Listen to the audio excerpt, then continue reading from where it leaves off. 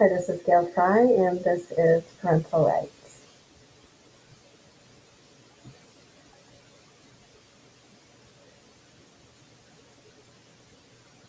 The child is not a mere creature of the state. Those who nurture and direct his destiny have the right, coupled with the high duty, to recognize and prepare him for additional obligations. This is the Pierce versus Society of Sisters, court case 1925. The laws of the family rest on the presumption that parents have what a child lacks in maturity, experience, and judgment for making life decisions. Historically, it has recognized the natural bonds of affection which leads parents to act in the best interest of their children. Most children, even as adolescents, are not able to make sound judgments concerning their medical care and/or treatment. Parents can and must make those judgments. That's Parham versus JR court case. The U.S. Supreme Court's first expressions of parental rights and the theory of liberty in the United States.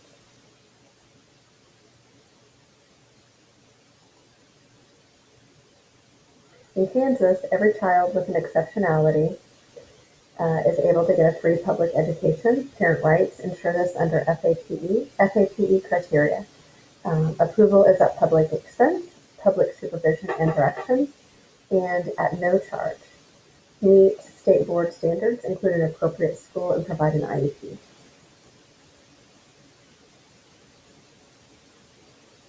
In Kansas, parental notice must be given for notice of IEP meetings, eligibility, evaluation, reevaluation, FAPE, and educational placement. There should be effort made to help parents understand as well as participate in these meetings. And in Kansas, special education statutes also require parents to have responsibilities. The law requires parents to make sure their child is attending school so that they can receive the services indicated on their IEP. A Kansas parent is defined as a biological parent, an adoptive parent, a person acting as a parent, a legal guardian, an educational advocate, or a foster parent who is acting as an educational advocate. Prior written notice must be given to parents whenever a proposal or refusal is initiated for identification, evaluation, or educational placement.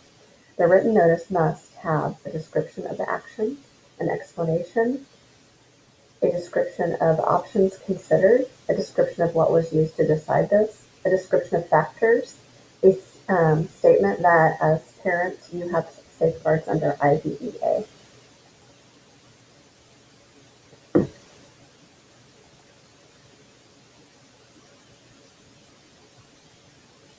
State and district boards are required to provide student services for those students with special educational needs. Special education departments then decide if these services meet both federal and state requirements.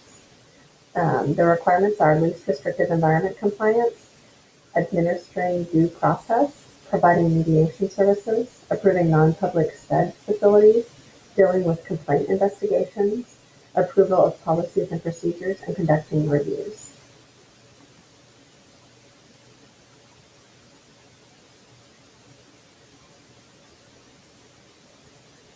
Helpful steps for problem solving for parents. Step 1, talk to your student's teacher. Step 2, present your concern to the next level.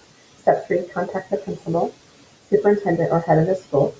Step 4, go to the board of directors of your district.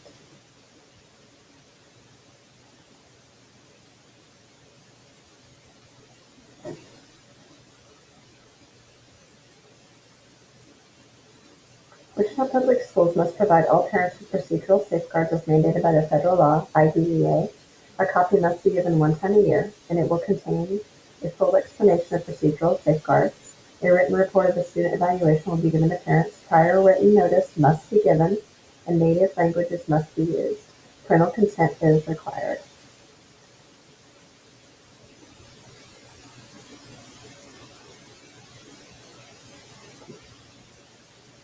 Every state is required to develop an accountability system for public schools to improve student achievement and success. Georgia Department of Education. Parents are key to this accountability system. After all, parents are the most important advocates for their children.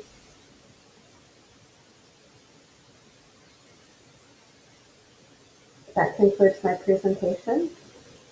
These are my references. Thank you for watching.